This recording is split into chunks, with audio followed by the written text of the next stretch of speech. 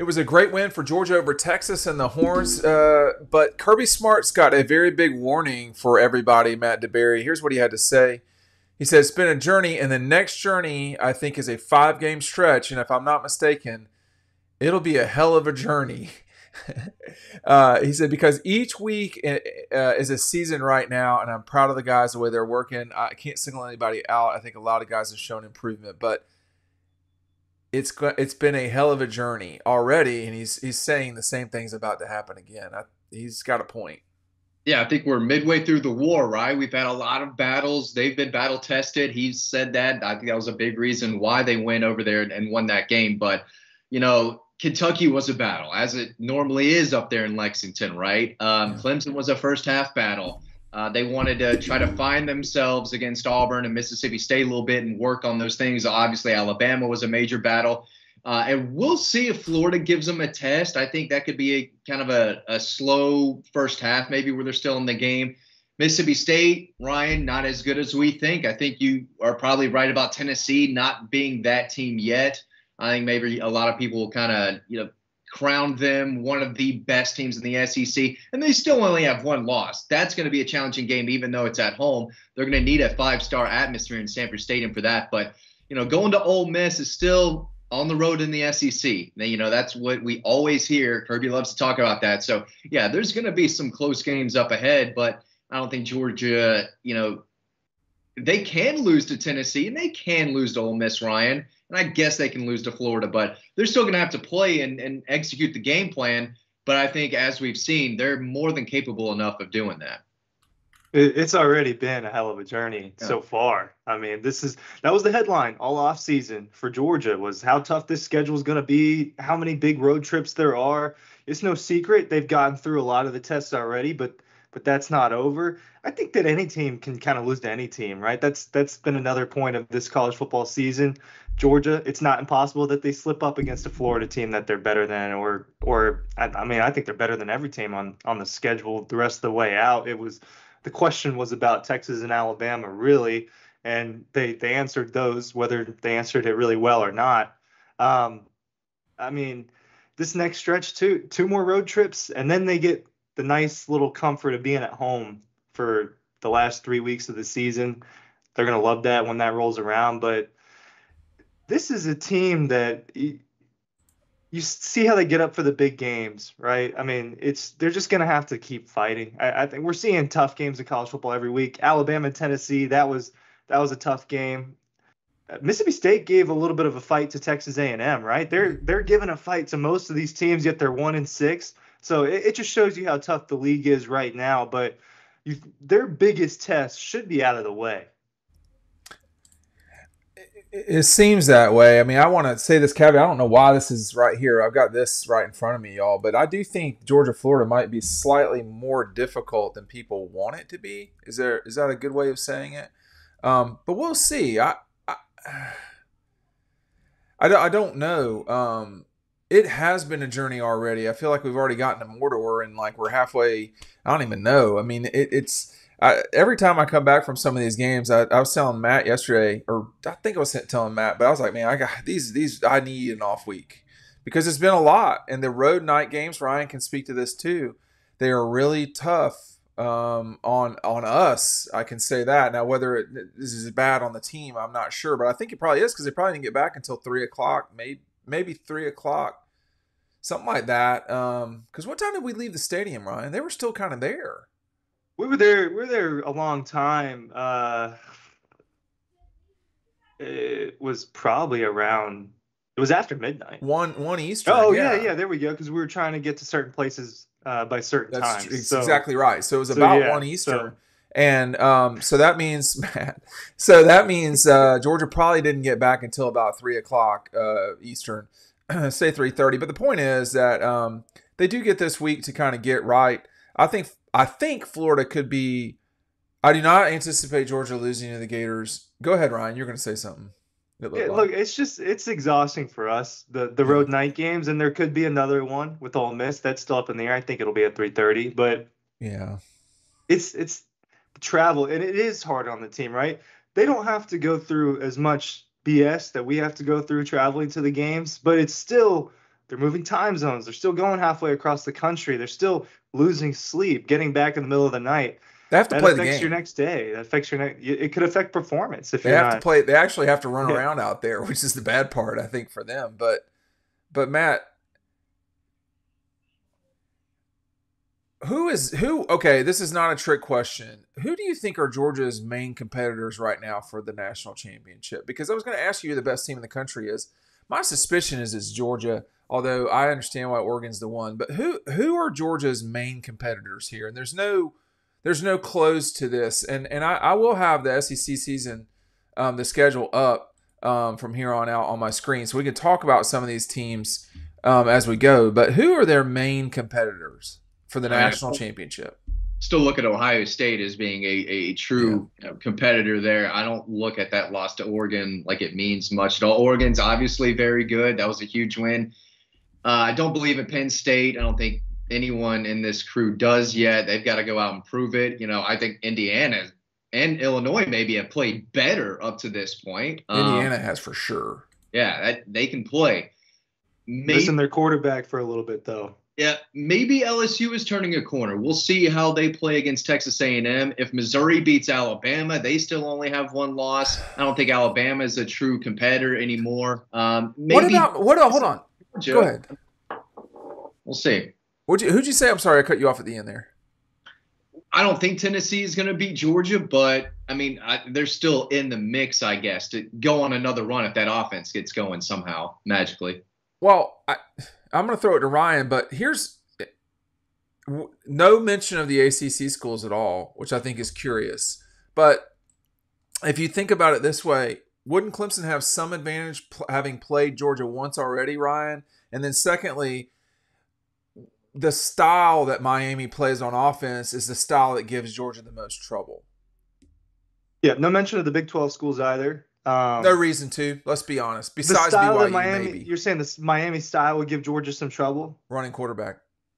Yeah, no, it does give Georgia more trouble, but he is not someone that runs around a lot. He more so does that in situations where he needs to. Still, that's an ability that Georgia has shown susceptibility to. I'm with Matt. There's not and it's the same thing every year. That's why I was a little bit against the 12-team playoff. I don't think there's 12 teams every year that are capable of winning a national championship in college football. I think you're working with more of the 4 to 6 range, which is what we were at before. But I don't think you can count out Texas quite yet. They're going to learn from that loss too. As much as Georgia controlled the game, it was not a perfect game for Georgia, and it was a far from perfect game for Texas. So I still think they're in the mix, like you said, Ohio State and Oregon.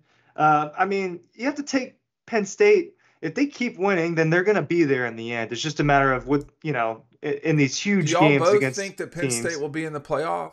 I do. And if there's 12, I think they'll get in. They would probably need a colossal collapse. They don't play anybody. We'll see how good they are against Ohio State, but dude, listen. Let me just say this real quick.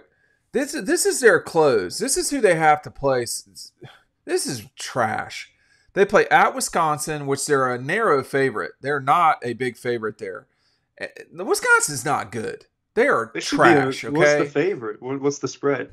I think it's 4.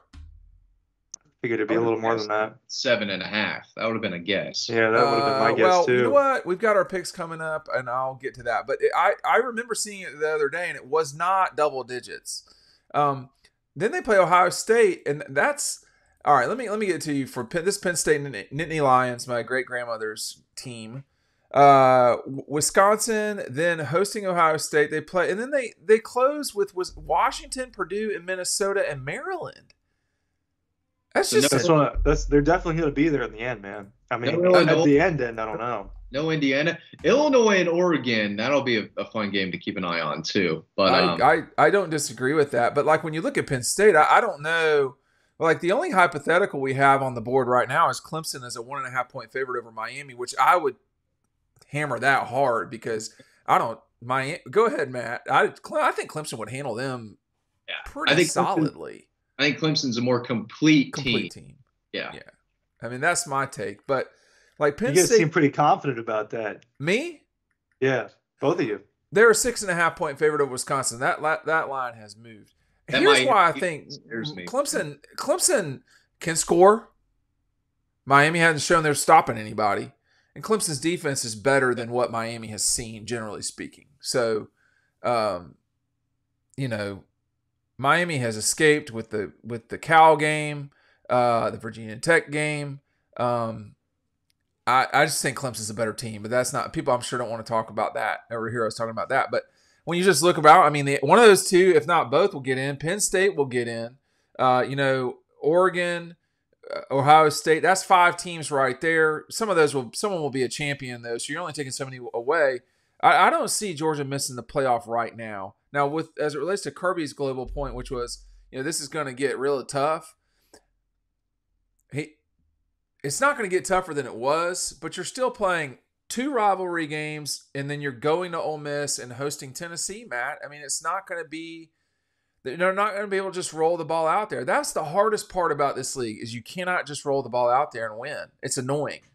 Yeah, I feel like Georgia gets most teams' best shot. They didn't get Texas's best shot, but no. I expect Florida to come out and try to, ruin Georgia's season. Ole Miss, they have 2 losses, right? Their season is on the line every time they play. They want to get into the playoffs. They, I guess, have to beat Georgia, so of course everything's on the line there. And then Tennessee, this is the game scheduled. They can say it's Alabama. They can say it's Florida. They have to beat the Dogs. Right? Tennessee's got a Kirby Smart problem. I don't care what happened in that first game in 2016. They've got a Georgia problem, and I expect them to try to give it their best. They just they can't do it against Georgia, at least in the last 7-8 years. But it is going to be a grind, and they're going to still have to execute and play. If they go out and play the way they did against Kentucky, yeah, they might be in a 4-quarter game against whoever, both. Right? Yeah. They're going to go out. And we hold them to a standard, and that's why a lot of people thought Texas might win because Georgia hasn't been playing to that standard against Mississippi State and Auburn. There's a reason a lot of people thought that Texas was going to win the game. They have to still keep executing better. Even against Texas, they've got to clean things up offensively. So they're not clicking on all cylinders just yet. So it's still going to have to be a grind the rest of the way. But they can do it. Ryan, why was Georgia so good on defense against Texas? Oh, game planning, man. I mean, it starts there with the coaching. They were prepared for everything Texas was throwing at them. They schemed it up. You look at that play closely with Dalen Everett, just how smart of a play that is and confusing Quinn Ewers. So I think it was execution and game plan. It's the same reason why they lost Alabama, right? They came out and they got out game plan. They got out executed by a lot early on, and it was too much for them to overcome no matter how much they adjusted there towards the end. So I think that it starts that. And obviously they have the players, and a lot of them have been in these big games, and they're really good football players like Jalen Walker, who's been around for a few years. That part is starting to come together. It's the offensive side of the ball that's been. And that's the part that should be concerning for other teams because it's in there, right? And that it's in there for Carson Beck too. You saw it last year. It's a little perplexing that he's playing worse than he did a year ago, but that's in there.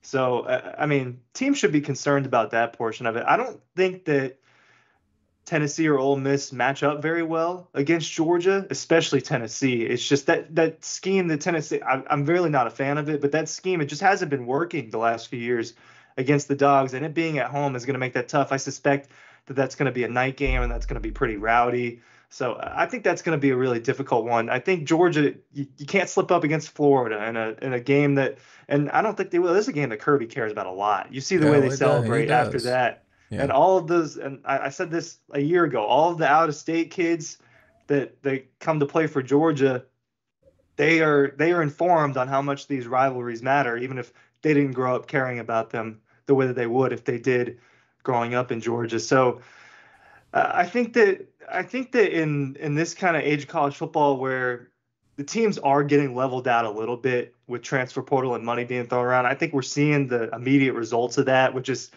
it's a little bit even more of a grind week to week. And I think that coaching and preparation and execution is getting rewarded even more.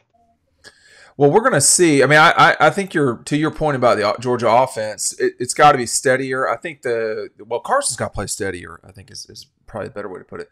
But I think the thing that's been missing for Carson that was there against Texas was a steady run game. and we've seen a little bit more of that lately. But I'll tell you this too: if you don't run on Georgia, you're not going to win against them. That's why I think Ohio State has the best chance to beat Georgia, and that's why it's going to be challenging for. That's why Tech matches up a little bit better because they're just going to run no matter what. But if they don't have their quarterback, they're not going to be within 20 points of Georgia, I don't think. But if you're not running on them, you've got a real problem, and that's problematic. That's the problematic part. Thanks for watching. Make sure you're joining us on Riding Home after these games. Tens of thousands of people are watching these, and you're missing out if you're not doing that. Thanks for watching.